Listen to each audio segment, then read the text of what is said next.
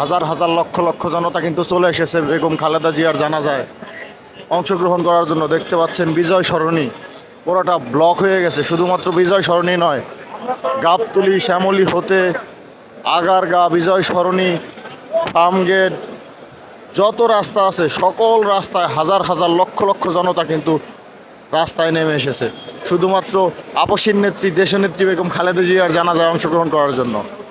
ইতিহাসের সাক্ষী হতে চলে এসেছে সবাই। দেখতে পাচ্ছেন লক্ষ লক্ষ জনতা।